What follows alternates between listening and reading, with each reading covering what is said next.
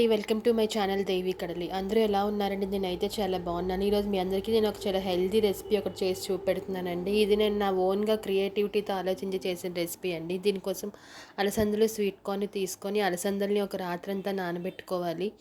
నానబెట్టుకున్న అలసందల్ని స్వీట్ కార్న్ని విడివిడిగా మీ వెట్ గ్రైండర్లో వేసుకొని కొంచెం కచ్చా పచ్చాగా చేసుకొని పేస్ట్లా చేసుకోవాలన్నమాట. ఇదిగోండి ఇలా అవుతుందనమాట.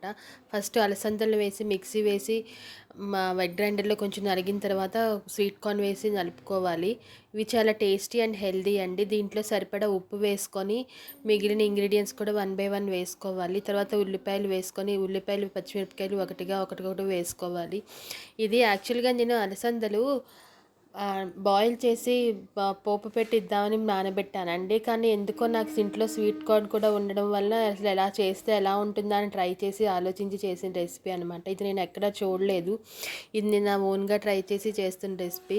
కానీ చాలా టేస్టీగా ఉందండి. చాలా హెల్తీగా ఉంది అసలు.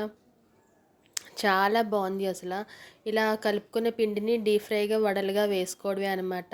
వడలు అంటే ఎక్కువ వేయకూడదండి. నేను ఫస్ట్ అసలు ఎలా వస్తుందో ఏంటి అని చెప్పి చిన్న కడాయి పెట్టి 2 వడలు వేసి వేపానండి. అవి చాలా టేస్టీగా చాలా బాగా వచ్చాయన్నమాట. చాలా బాగున్నాయండి టేస్టీ అయితే మాత్రం. వీటిని మీరు కూడా ఒకసారి ట్రై చేసి చూడండి. చాలా బాగుంటుంది అనమాట. ఇవి మార్నింగ్ బ్రేక్ఫాస్ట్లోకి చాలా హెల్తీగా ఉంటాయి. ఇవి నైట్ డిన్నర్లో కొంచెం హెవీ అనిపిస్తాయి. ఎందుకంటే నైట్ టైం స్వీట్ కార్న్ తొందరగా అరగదు. మీరు మార్నింగ్ టైం తీసుకుంటే కనుక నైట్ బ్రేక్ఫాస్ట్ టైంలో తీసుకుంటే కనుక ఇది మీకు చాలా బాగుంటుందన్నమాట. ఇలా అన్నీ ట్రై చేసి వడల్లా వేసుకొని తినండి. చాలా బాగుంటుంది. ఇలా 1 బై 1 వేసుకొని మీకు ఎన్ని కావాలంటే అన్ని వేసుకొని తీసుకొని తినడమేనండి. ఇంతేనండి నా వీడియో. ఈ రెసిపీని అందరూ ఒకసారి ట్రై చేయండి. మళ్ళీ మరొక మంచి వీడియోతో కలుస్తానండి. అప్పటి వరకు సెలవు.